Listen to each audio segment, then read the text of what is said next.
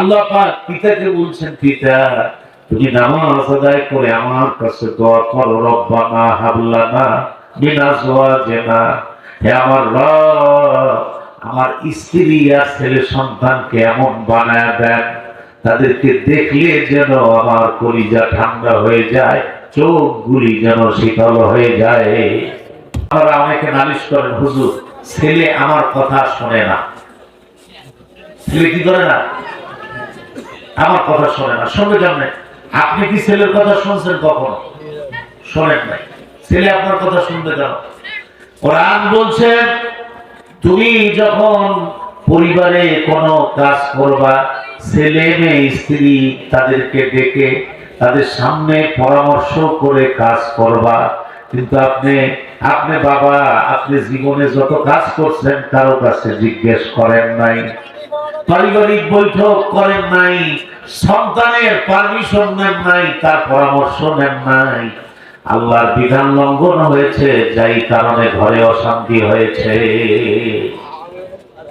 আচ্ছা, লাস্টে পরিশেষে সন্তানের ব্যাপারে পিতাকে সর্বশেষ আল্লাহ যে কথাটা বলছেন সেইটা বলেই শেষ করে দিচ্ছি। সন্তানকে বলছিলেন, আল্লাহ পাক সন্তানকে বলছিলেন, হে সন্তান তুমি তোমার বাবা আর মায়ের খেদমত করবা, ভালোবাসবা। এই খেদমত আর ভালোবেসে মা বাবার হক তুমি আদায় করতে পারবা না, তাইলে তুমি কি করবা? কেমনে হক আদায় করবা?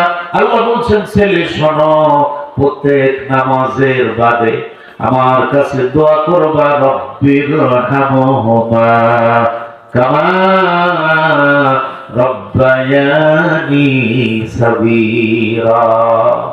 পিতাকে আল্লাহ বলছেন, হে পিতা শোনো, তুমি হাজার চেষ্টা করবা, তোমার সন্তান তুমি ভালো বানাতে পারবা না।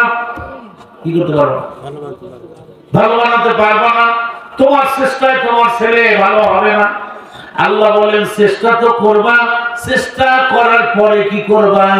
প্রত্যেক নামাজের বাদে তুমি বলবা, রব্বানা হাবলানা মিন আজওয়াজিনা ওয়া যুররিয়াতিনা কুররাতা আয়ুনিন ওয়াজআলনা লিলমুত্তাকিনা ইমামা।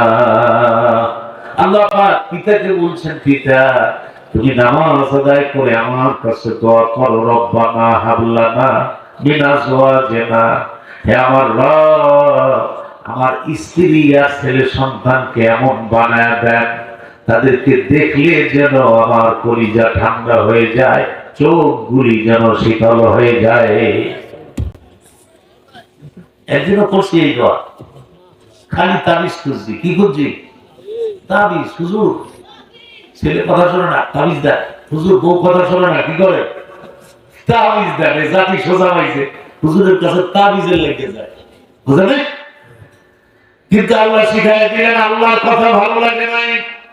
কোন পাগল বলছে তাবিজের কথা, এই পাগলের কথা মতো তাবিজের পিছনে দৌড়ায়। কিন্তু আল্লাহ বলছেন, বান্দা তোমাকে যা দায়িত্ব দেওয়া হয়েছে দায়িত্ব সঠিকভাবে পালন করবা, দায়িত্ব পালন করে নামাজ আদায় করে আমার কাছে দোয়া করবা, রব্বানা হে আমার রব আপনি আমার সন্তান আর স্ত্রী এমন সুন্দর বানায় দেন, আমার চক্ষু যেন শীতল হয়ে যায়, দিলটা যেন ঠান্ডা হয়ে যায়। এরপর দোয়া করলেন, ওয়াজআলনা লিল মুত্তাকিনা ইমামা, আল্লাহ এদেরকে মুত্তাকি বানায় দেন আর আমার সন্তানদেরকে নেতা বানাইয়া দেন। কি নেতা? মুত্তাকি নেতা। কি নেতা? কি নেতা? লিল মুত্তাকিনা ইমামা। কি নেতা হবে? মুত্তাকি নেতা। এখন আপনার সন্তান যদি মুত্তাকি নেতা হতো, তাইলে সে ঘুষ খাইতো না, সে জনগণের টাকা চুরি করে সে পালাইয়া যাইতো না। কিন্তু আপনার ছেলে মুত্তাকি না, নেতা। মুত্তাকি হয় নাই, শুধু নেতা হয়েছে। এই কারণে সে চুরি করেছে, জনগণের উপর জুলুম করেছে, মানুষ হত্যা করেছে, খুন খারাপি করেছে।